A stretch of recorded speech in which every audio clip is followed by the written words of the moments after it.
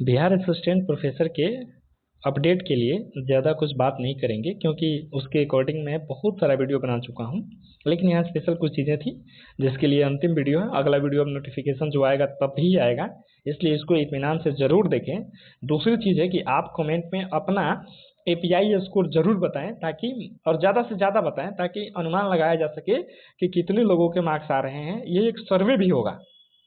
सबसे पहले आप वीडियो देखिए, तो आप अपना API स्कोर जरूर कमेंट करिए और कैटेगरी के साथ, ताकि एक एनालिसिस हो, एक आइडिया लगे कितने API स्कोर बन रहे हैं। तो सबसे पहले जो प्रोफेसर का रिक्वायरमेंट होने वाला है उसमें दो तरह का होगा, एक कॉन्ट्रैक्ट बेसिक होगा और एक रेगुलर बेसिक होगा, जो अभी गजट जारी हुआ या नोटिफिकेशन जारी हुआ उसके अकॉर्डिंग। तो जो कॉन्ट्रैक्ट पे होने वाला है ना, वो API पे सिलेक्शन होगा, और जो रेगुलर होगा वो रिटन के आधार पे होगा। और रिटन कितने मार्क्स के होने हैं? 200 मार्क्स के होने हैं। और जो API होगा वो 100 मार्क्स का है। 100 मार्क्स में जो 88 मार्क्स हैं वो आपके क्या हैं? ये आपके एकेडमिक वाले हैं, और जो 12 मार्क्स हैं वो इंटरव्यू वाले हैं। जबकि इसमें क्या है, 175 मार्क्स आपके रिटन हैं और 25 मार्क्स क्या है? इंटरव्यू है। तो ये चीज़ें रहीं। अब क्या है कि API का गणना कैसे करेंगे वो नीचे वीडियो में मैं आपको बताऊंगा, ठीक है।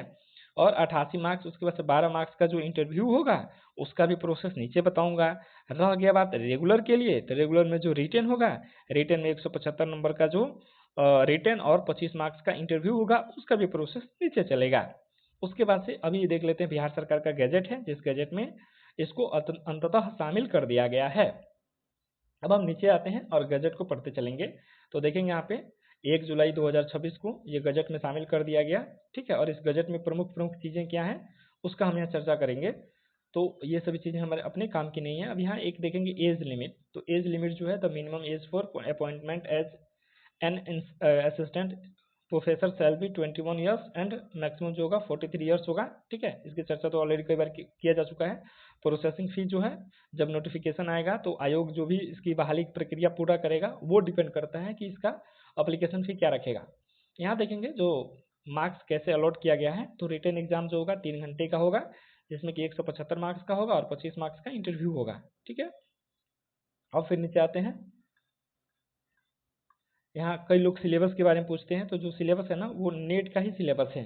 यहाँ पे स्पष्ट लिख रहा है कि syllabus of net shall be applicable, यानी कि इसका सिलेबस क्या होगा, जो UGC नेट का सिलेबस लगा वो वाला सिलेबस रहेगा। अब नीचे आते हैं। यहाँ पे अब जो कंट्रैक्ट पे होंगे ना, उनके लिए जो API का निर्धारण होगा वो कैसे होगा, वो यहाँ पे है। तो देखेंगे, the API score shall be calculated as follows, यानी कि जो उन्होंने PhD किया 11 मार्क्स, JRF जो किया है 11 मार्क्स, और जो नीट किया है वो 8 मार्क्स। यहाँ टोटल जो है ना मैक्सिमम 22 मार्क्स हो सकता है, ठीक है। यानी 22 मार्क्स से ज़्यादा नहीं दिया जाएगा। तो अगर कोई व्यक्ति PhD है और JRF है, दोनों को मिलाएंगे तो कितना हो गया? 22 मार्क्स हो गया। अगर कोई व्यक्ति नेट है और PhD है तो उसको 19 मार्क्स मिलेंगे। अगर कोई व्यक्ति केवल JRF है तो 11 मार्क्स, केवल PhD है तो 11 मार्क्स, अगर केवल नेट है तो 8 मार्क्स, ठीक है। तो इस तरह से ये चीज़ देख लेंगे। उसके बाद देखेंगे, अगर पोस्ट ग्रेजुएशन में किसी व्यक्ति का 80% से ऊपर है तो 26, 70 से 80% के बीच है तो 23, 60 से 70 के बीच है तो 20, 55 से 60 के बीच है तो 17, और 50 से 60 के बीच है तो आपको क्या मिलेगा? तो आपको 17 नंबर मिलेगा, ठीक है। फिर नीचे आते हैं, ये देख लेंगे ग्रेजुएशन में।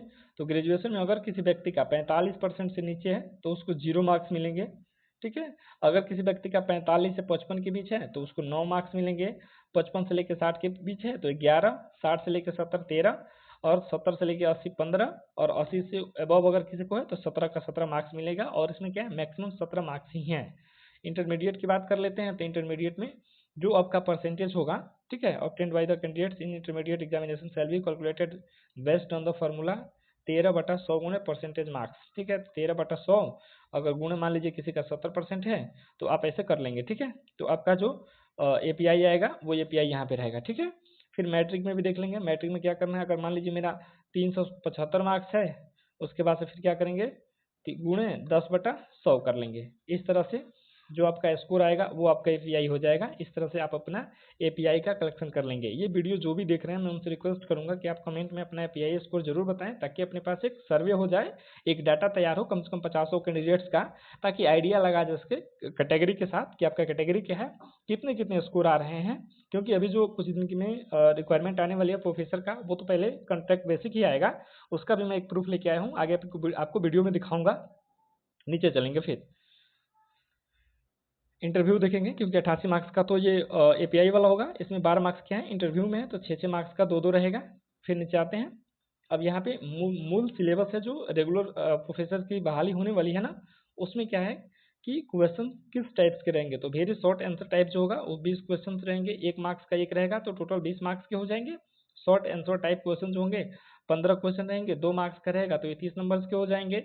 उसके बाद रीजनिंग बेस्ड एनालिटिक टाइप जो है 15 क्वेश्चन रहेंगे और एक 3 मार्क्स का रहेगा, और ये टोटल कितने करेंगे 45 रहेंगे। उसके बाद लॉन्ग आंसर टाइप जो रहेगा 10 क्वेश्चन रहेंगे और 8 नंबर का एक रहेगा, यानी 80 मार्क्स का ये रहेगा, तो टोटल कितने होंगे 175 मार्क्स। ठीक है, उसके बाद से नीचे आते हैं, तो अब हम लोग क्या देखेंगे, और जो भी जैसे रिजर्वेशन है या अन्य चीज़ें हैं वो जो बिहार सरकार का रूल है उसी के हिसाब से उसको फॉलो किया जाएगा।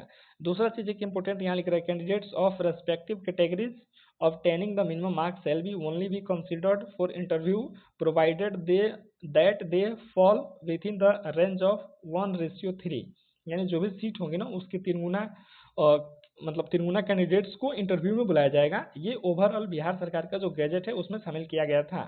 अब रही बात सबसे बड़ी समस्या, जो भी कैंडिडेट्स हैं कि भाई ये जो प्रोफेसर की बहाली है कब तक आने वाली है, तो मैं सच बता रहा हूँ आपको और इस बात पे आप भरोसा रखिए, ये जो चीज़ें आई हैं ना वो बिहार सरकार के शिक्षा मंत्री की सॉरी शिक्षा मंत्री तो नहीं बोलेंगे, शिक्षा मंत्रालय की जो भी है उसके अंदर से ये व्हाट्सएप की चैटिंग से आया है, जिसमें कि बिहार में 5 से 6 जुलाई तक असिस्टेंट प्रोफेसर की निकलेगी वैकेंसी। और इसमें क्या है ना कि अभी जो पहली बार आने वाला कॉन्ट्रैक्ट बेसिक ही आने वाला है और एपीआई पर ही आधारित होगी। ठीक है, उसके बाद से लगभग देखेंगे 6 विषयों के लिए आएगा और लगभग 4000 पद पे आने वाली है।